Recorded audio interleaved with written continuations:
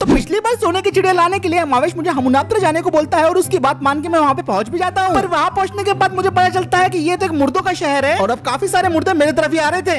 अब मेरी आंखों के सामने जो दिखाई दे रहा था उस पर यकीन करना मेरे लिए बिल्कुल भी मुमकिन नहीं था। पहले तो मुझे लगा कि ये कोई सपना है, पर ये सब असलियत में हो रहा था और यहाँ से जाने का मेरे पास कोई रास्ता नहीं था। जिस पायलट के साथ मैं यहाँ पे आया था वो तो ऑलरेडी मारा जा चुका था और अब शायद मेरी बारी थी। डर के मारे मेरे पैर इतने थर-थर कांप रहे थे और मैं अपनी जगह से हिल नहीं पा रहा था। अब वो लोग मुझे मारने के लिए बिल्कुल मेरे नजदीक आ गए थे, लेकिन तभी मुझे टायरों की चिकने की आवाज आती है और तब मुझे दिखाई देता है कि एक तेज रफ्तार ट्रक आता है और वो सारे के सारे मुर्दों को कुचलना शुरू कर देता है। वो एक एक करके अपने ट्रक से सारे के सारे मुर्दों को कुचलता जा रहा था और ये सब देख के मेरी बोलती बंद हो गई थी। फिर उसके बाद वो ट्रक वाला मेरे पास आके अपनी गाड़ी रोका और मुझे देख के बोलने लगा, हे लड़के, जिंदा रहना चाहते हो तो मेरे साथ चलो। ये सुनते ही मैं अपनी साइकिल से उतरता हूँ और भागते भागते उसके ट्रक में जाके बैठ जाता हूँ। फिर वो ट्रक को घुमाता है और मुझे वहाँ से लेके निकल जाता है। अब थोड़ी देर तक हम दोनों ऐसे चलते ही रहते हैं और हम काफी दूर आ गए थे मुर्दों से, पर अभी भी मैं बहुत ज्यादा घबराया हुआ था तो वो मुझे बोलने लगता है, ये सब तुम्हें अजीब लग रहा होगा लेकिन कोई बात नहीं, इसकी आदत तुम्हें जल्दी पड़ जाएंगी। अब ऐसे ही आधे घंटे तक हमारा ट्रक चलता रहता है और अब हम हमुनात्र शहर के दूसरी तरफ आ गए थे। फिर वो शहर के कोने वाली बिल्डिंग की तरफ जाके अपना ट्रक रोक देता है और ट्रक को बंद करके ट्रक से उतर जाता है और मुझे बोलने लगता है, चलो उतरो, हमारी मंजिल आ गई है। फिर मैं ट्रक से उतर जाता हूँ और उसके बाद वो मुझे बोलने लगता है कि मेरे पीछे आओ। वो अपने बिल्डिंग के अंदर जाने लगता है तो मैं भी उसके पीछे पीछे चल देता हूँ। ये बिल्डिंग काफी ज्यादा बर्बाद दिख रही थी, लेकिन जैसे ही मैं बिल्डिंग के अंदर पहुंचता हूँ तो मेरे होश ही उड़ जाते हैं। इस बंदे ने बिल्डिंग को पूरी तरीके से अपने रहने का ठिकाना बना के रखा था। यहाँ पे देखने के लिए टीवी थी, सोने के लिए बेड था, नहाने के लिए बाथटब था और खाने पीने की भी इस जगह में कोई भी कमी नहीं थी। पर मेरे दिमाग में अभी भी कई सारे सवाल चल रहे थे। तो मैं उस बंदे से पूछता हूँ कि इस शहर में क्या चल रहा है, वो मुर्दे लोग कौन थे और तुम यहाँ पे क्या कर रहे हो? अरे भाई आराम से, वो सब बताता हूँ।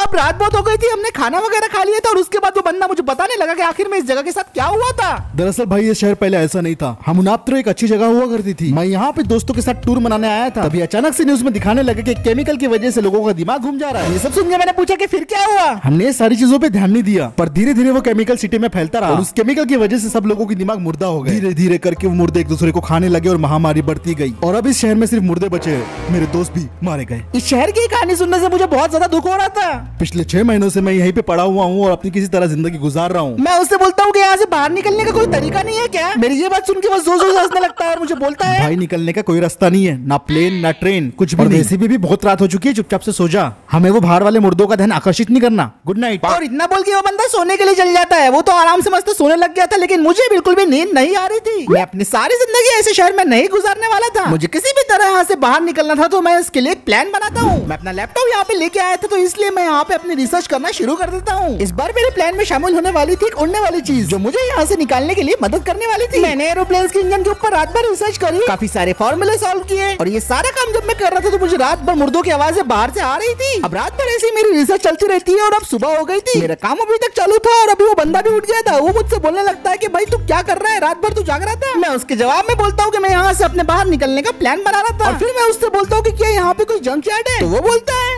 हाँ जंकयार्ड जैसा तो कुछ है यहाँ पे, आओ मेरे पीछे। फिर हम दोनों घर से निकलते हैं और मैं उसके पीछे पीछे चलना शुरू कर देता हूँ। अब ये बंदा मुझे कहाँ लेके जा रहा था इस बात का मुझे कोई आइडिया नहीं था, पर 3 बिल्डिंगों को पार करने के बाद फाइनली वो बंदा रुक जाता है और मुझे बोलने लगता है, ये देखो भाई इस एरिया का जंकयार्ड। भले ये जंकयार्ड था, लेकिन इस जगह को देखने के बाद मुझे लग रहा था कि ये मेरे लिए किसी खजाने से कम नहीं है। इस जंकयार्ड में हर वो चीज अवेलेबल थी जिसका इस्तेमाल करके मैं इस जगह से आराम से निकल सकता था। इतना ही नहीं, मुझे यहाँ पे एक सेकंड हैंड ऑल्टो भी दिखाई देती है जिसका इंजन मेरे ख्याल से चलने की हालत में था। ये सारा सामान देख के मैं बहुत ज्यादा खुश हो गया था और फिर उसके बाद मैं उस बंदे से बोलने लगता हूँ, भाई मैं अपने प्लान को अंजाम देने जा रहा हूँ, लेकिन अगर कोई मुर्दा है तो मुझे जरूर बताना। मेरी बात सुन के वो बंदा बोलता है कि तुम बिंदास काम करो, मैं सारे के सारे मुर्दों का ध्यान रखूंगा। फिर उसके बाद मैं सीधा जंकयार्ड में चला गया और वहाँ पे पड़ी हुई एक एक चीज की मैं जांच करना शुरू कर दिया था। थोड़ी देर तक छानबीन करने के बाद मुझे पता चलता है कि इसमें सारी की सारी चीजों में कुछ ना कुछ कमी है, कोई चीज टूटी हुई है, किसी का इंजन गायब है और मोस्टली तो यहाँ पे भंगार ही था। लेकिन मुझे पता था कि इस भंगार को कैसे काम की चीज में बदलना है, तो मैंने यहाँ पे अपना रिस्टोरेशन वाला जादू दिखाना शुरू कर दिया था। जो पुर्जे मुझे काम के लग रहे थे मैंने एक एक करके वो भंगार से निकाल लिए। यहाँ पे एक उड़न खटोला भी था जो पूरी तरीके से जल चुका था, लेकिन इसके ऊपर वाली फ्रेम मेरे काम की थी। मैंने पूरी ताकत लगा के उड़न खटोले का स्ट्रक्चर पूरी तरीके से फिर से ठीक किया, लेकिन इसे उड़ने के लिए इंजन चाहिए था और इस पूरे जंकयार्ड में मुझे एक ही इंजन मिला जो पूरी की पूरी वर्किंग कंडीशन में था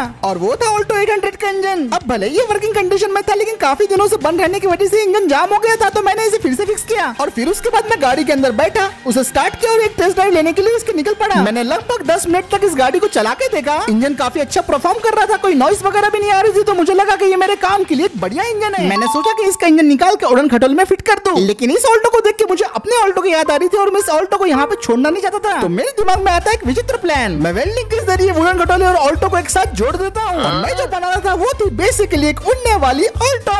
ये काम कर जाता तो मेरे लिए बहुत बड़ी बात होती, और वैसे भी मैंने पिछली रात पूरी एरोनॉटिकल रिसर्च कर ली थी और पेंट और फिनिश करने के बाद ये लगभग तैयार होने वाली थी। अब थोड़ी देर के बाद वो बंदा मेरे पास फिर से वापस आता है और बोलने लगता है यहाँ पे तो कोई मुर्दे नहीं है, पर लेकिन जैसे ही वो ऑल्टो को देखता है वो बुरी तरीके से शॉक हो जाता है। मैंने अपने रिस्टोरेशन का जादू लगा के ऑल्टो को बना दिया था उड़ने वाली ऑल्टो, या फिर इसे ऑल्टो खटोला भी बोल सकते हैं। इसके लिए मैंने ऑल्टो के इंजन को पूरी तरीके से मॉडिफाई कर दिया था। बंगाल के पुर्जे इस्तेमाल करके मैंने इसके अंदर फुल्ली वर्किंग प्रोपेलर और बेल्ट लगा दी थी। ये इंजन इसे चलने में भी मदद करता और उड़ने में भी। हवा में ये अच्छे से ग्लाइड कर सके इसलिए पैराशूट के कपड़े से बनाए मैंने इसके लिए कस्टम विंग्स, और इसी तरीके से यहाँ से निकलने के लिए हमारी ऑल्टो खटोला तैयार थी।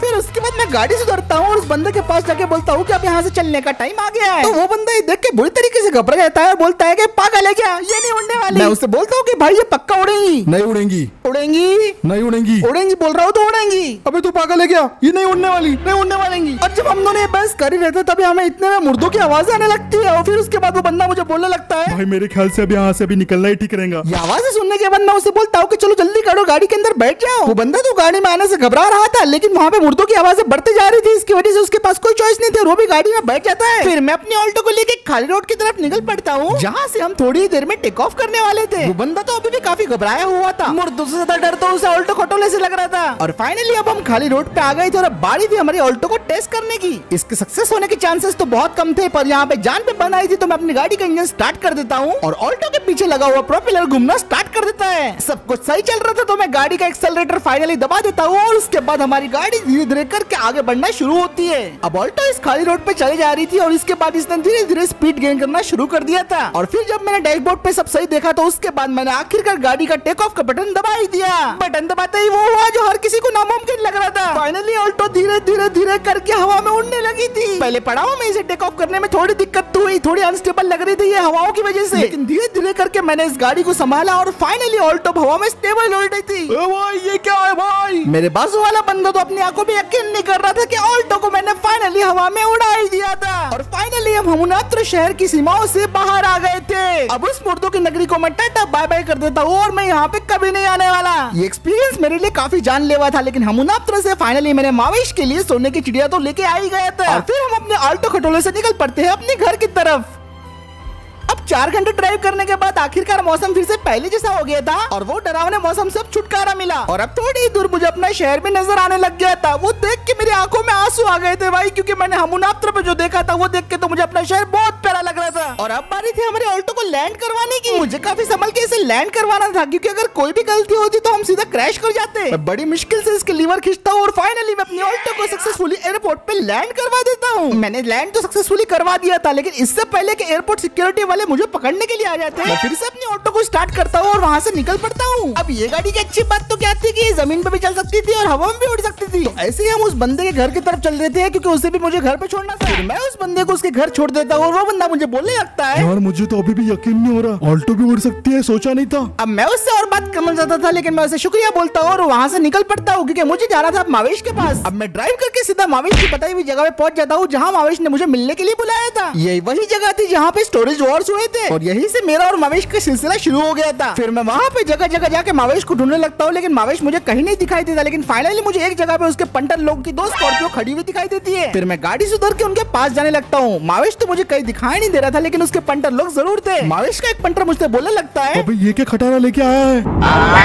मैं उन्हें बोलता हूँ कि मैं सोने की चिड़िया ले आया और फिर मैं सोने की चिड़िया निकाल के उनकी स्कॉर्पियो के ऊपर रख देता हूँ। ये देख के वो पंटर मुझसे बोलने लगता है, बाप रे तूने तो कर दिखाया, सोने की चिड़िया तो दूर के बाद मुझे लगा भी नहीं था कि तू जिंदा आएगा। और फिर वो मुझे जाने के लिए बोलता है। मैं उनसे बोलता हूँ कि मुझसे इतने खतरनाक काम मत करवाया करो। ओए शाने, ये सारी बातें तेरे को मेरे बॉस का पैसा खर्चा करने से पहले सोचना चाहिए था। हम जब भी बुलाए हाजिरी देने पहुंच जाना। अब मेरे पास तो इन गुंडों से बहस करने का टाइम नहीं था, तो मैं अपनी गाड़ी की तरफ भागता हूँ और फटाक से गाड़ी में बैठ के वहाँ से निकल जाता हूँ। अब मेरा ये मिशन फाइनली कंप्लीट हो गया था। मैं हमुनात्र से जिंदा लौट के आया, मावेश को सोने की चिड़िया दे दी और मैंने दूसरी ही सही लेकिन ऑल्टो मेरे पास फिर से आ गई थी। लेकिन इस जल पर मावेश के चक्कर में मेरे पूरे एक हफ्ते का बिजनेस का लॉस हो गया था। अब गाड़ियाँ रिस्टोर करने के लिए मुझे नए क्लाइंट्स ढूंढने पड़ेंगे। तो फिर आज का वीडियो यही खत्म करते हैं। अगर आपको वीडियो पसंद आए तो वीडियो पर लाइक कर दो, शेयर कर दो, चैनल को पहली बार देख रहे हो तो सब्सक्राइब कर दो और मैं मिलता हूँ आपसे अगले वीडियो में।